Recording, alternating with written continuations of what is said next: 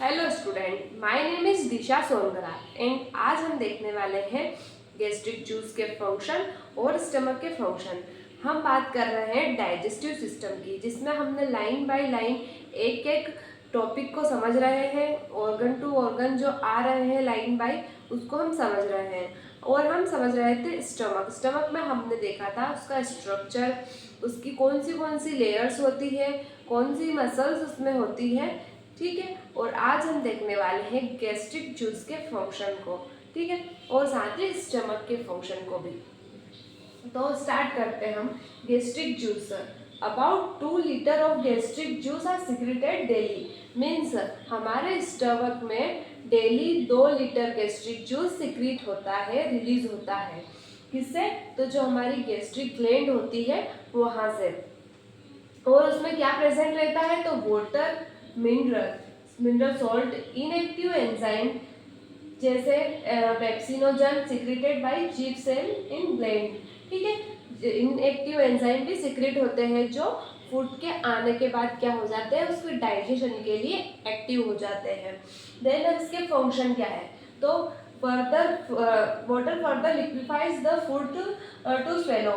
Means इसमें क्या होता है, जो स्वेलो फूड है हमारे स्टमक तक जो पहुंचा है उसको और ज़्यादा लिक्विफाई करने में हेल्प करता है। कौन? तो वाटर। देन हाइड्रोक्लोरिक एसिड क्या करती है? एसिडिफाई करती है फूड को। ठीक है, इसका काम ही क्या है? एसिडिफाई करना। एसिडिक होती है क्योंकि ये, तो ये क्या करती है? फूड को एसिडिफाई करती है और इनएक्टिव कर देती है। किसको? तो सलाइवरी अमाइलेज को। सलाइवरी अमाइलेज कहाँ से रिलीज होता है? तो हमारे माउथ से।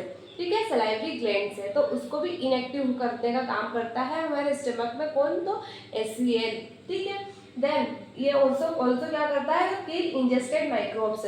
मान लीजिए कि हम कुछ खा रहे हैं, वैसे तो वो टॉन्सिल पे जाके इनएक्टिव होंगे, माइक्रोब्स रहेंगे, उनसे उनको किल करने में हेल्प करेंगे हमारे जो टॉन्सिल है वो। पर हो सकता है कि वो नहीं किल हो और वो कहाँ तक पहुँच जाए? स्टमक तक। तो वहाँ पे भी क्या करेगा? HCl उनको किल करने का वर्क करेगा। ठीक है, then pepsinogen are activated to pepsin by both HCl and pepsin already present in stomach. Means इसका काम क्या है? तो जो पेप्सिन है वो पेप्सिनोजन को भी एक्टिव करने में हेल्प करेगा। इससे क्या होगा? जो डाइजेशन की प्रोसेस है वो हो सकेगी। मीन्स जो प्रोटीन है उसको ब्रेक डाउन होगा। ठीक है, देन इंट्रिंसिक फैक्टर भी रिलीज होते हैं हमारे स्टमक में, जिनका वर्क क्या रहता है? तो जो हमारे विटामिन B12 वाले फूड्स होते हैं उनको डाइजेस्ट करने में, एब्जॉर्ब करने में हेल्प करता है। ठीक है, also mucus prevent mechanical and chemical injury. और जो हमारे स्टमक में जो म्यूकस सिक्रीट होता है वो मैकेनिकली भी क्योर करता है, मैकेनिकल इंजरी से भी क्योर करता है और साथ ही केमिकल इंजरी से। अब बात करते हैं हम मैकेनिकल इंजरी से किस टाइप से। तो कोई भी टाइप का फूड है तो उससे कोई भी हमको ल्यूब्रिकेशन ना हो, कोई भी जैसे कोई भी इंजरी नहीं हो। ठीक है, वो फूड के कारण एक स्मूथनेस बनी रहे। और सेकेंड, मैकेनिकल इंजरी किस टाइप से? तो जो HCl सिक्रीशन हो रहा है, जो एसिड सिक्रीशन हो रहा है, उससे जो हमारे स्टमक की वॉल है उसको कोई दिक्कत ना हो, कोई प्रॉब्लम ना हो, क्योंकि वो क्या है? एक एसिड है। तो एसिड क्या करेगा कि हो सकता हो वॉल को डिस्ट्रॉय करने की कोशिश करे, उसको डैमेज करने की कोशिश करे। ठीक है, तो उससे बचाने का काम भी करते हैं। कौन? हमारा म्यूकस। इस टाइप से मैकेनिकली भी उसको हेल्प करता है और केमिकली भी। ठीक है, ल्यूब्रिकेशन से बचाता है मैकेनिकली और जो एसिड है उससे बचाने का काम करता है केमिकली। देन नेक्स्ट क्या है? तो फंक्शन ऑफ स्टमक। तो फंक्शन किस टाइप से है? तो फर्स्ट फंक्शन क्या है? टेम्परेरी स्टोरेज करता है इसका। तो फूड टेम्परेरीली इसमें क्या हो रहा है? स्टोर हो रहा है, जहाँ पे कुछ चीज़ों का डाइजेशन हो रहा है, कुछ चीज़ों का एब्जॉर्प्शन हो रहा है। Then allow time to digestive enzyme. ठीक है, इसमें क्या हो रहा है? तो जो डाइजेस्टिव एंजाइम है और पेप्सिन है उनको वर्क करने का टाइम मिल रहा है। ठीक है, देन केमिकल डाइजेशन होगा।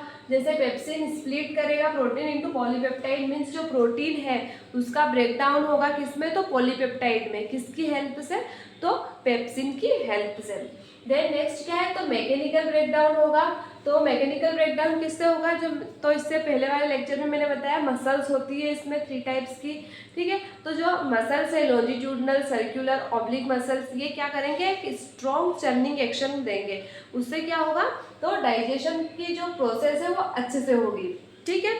वो मैंने भी पहले वाले लेक्चर में ही समझाया है कि वो तीनों मसल्स किस टाइप से एक स्ट्रॉन्ग चर्निंग एक्शन प्रोवाइड करती है और जो फूड है उसको डाइजेस्टिव जूस के साथ मिक्स करने का काम करती है।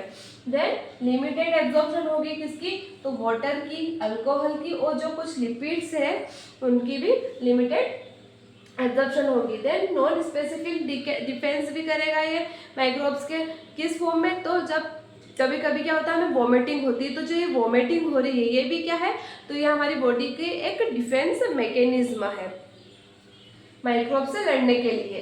Then preparation of iron for absorption the acid environment of stomach means, और क्या करता है, तो जो आयरन है उसकी भी प्रिपरेशन होती है किसके लिए, तो absorption of the acid environment of stomach solubilise in iron salt, और ये किसके लिए इसेंशियल होती है, तो essential for its absorption is small intestine में जो एब्जॉर्प्शन हो रही है किसकी, जो आयरन सोल्ट है उनकी जो एब्जॉर्प्शन हो रही है उसके लिए भी प्रिपरेशन करने के लिए हेल्प करता है।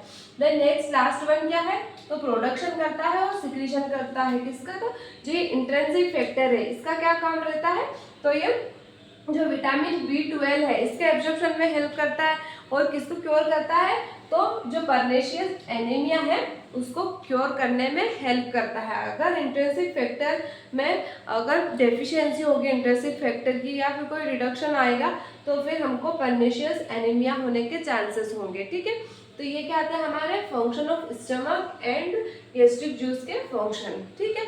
अब नेक्स्ट क्लास में हम देखेंगे स्मॉल इंटेस्टाइन। Thank you.